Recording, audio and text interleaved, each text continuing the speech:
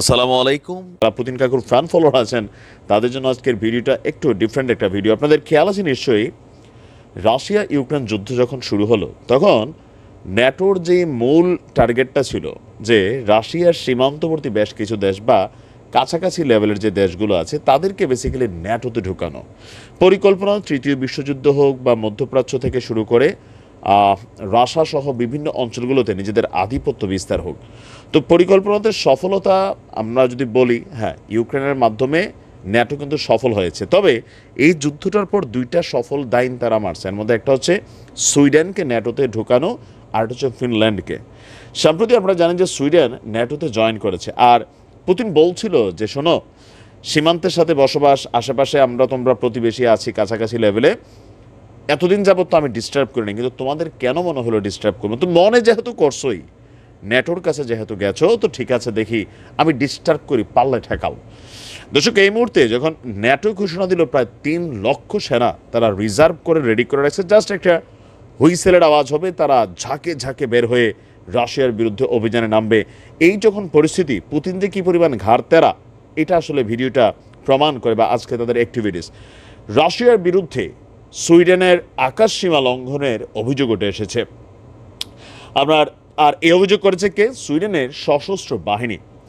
আপনার আমরা তো দেখি যে গত পরশুদিন, ভিডিওটা 2 দিন আগের, গত পরশুদিন সুইডেনের এক সশস্ত্র বাহিনীর বরাতে আজকে যে তথ্যটা আসছে যে বাল্টিক দ্বীপ গোটল্যান্ডের যে আকাশসীমা আছে, সেই আকাশসীমায় আপনার অনুমতি ছাড়াই ঢুকে পড়েছে রাশিয়ার সামরিক বিমান, অত্যাধুনিক প্রযুক্তির SU-24। কিন্তু সেই বিমানটিকে আপনার আর এগোতে দেওয়া হয়নি।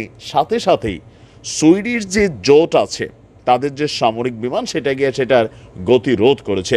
সুইডেনের সামরিক এয়ার ট্রাফিক কন্ট্রোলের রেডিও সতর্কবার্তায় সাড়া দিতে ব্যর্থ হওয়ার পর তারা 2টি গ্রিপেন জেট পাঠিয়েছিল। সুইডেনের ওই বিমান দুটি রাশিয়ার বিমানটিকে বাধা দিয়ে সীমানা থেকে ভিন্ন দিকে আপনার চলে যেতে বাধ্য করেছে, এমনটাই দাবি হচ্ছে সুইডেনের।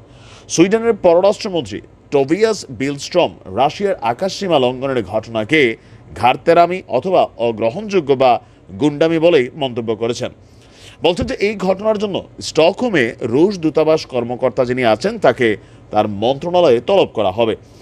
আপনার রয়টার্সের এক প্রশ্নের জবাবে তিনি বলছেন, আমরা এই ঘটনাকে কেন্দ্র করে আমাদের মিত্র এবং অংশীদারদের সঙ্গে ঘনিষ্ঠ যোগাযোগ রাখছি। তবে সুইডেনে রাশিয়ার যিনি রাষ্ট্রদূত আছেন, তিনি তাৎক্ষণিক এই ব্যাপারে কোনো গণমাধ্যমের সাথে মুখ খোলেননি, কারণ কাকু আবার ডোজ দিতে পারে।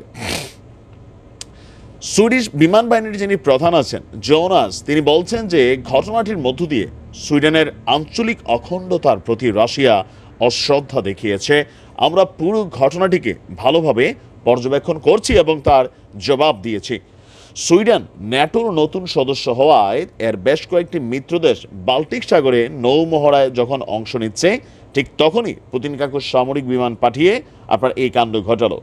সুইডিশ সামরিক বাহিনী বলছে এর আগেও পুতিন কাকু এই ধরনের কর্মকাণ্ড করছে, তবে এবার আকাশ সীমাতে ডাইরেক্ট ঢুকে গেছে। এখন এটা নিয়ে রাশিয়া কোনো ধরনের বক্তব্য দেয়নি, যে হয়তো ভাবতেছে যে বিষয়টাকে কিভাবে জনতার সামনে উপস্থাপন করা যায়।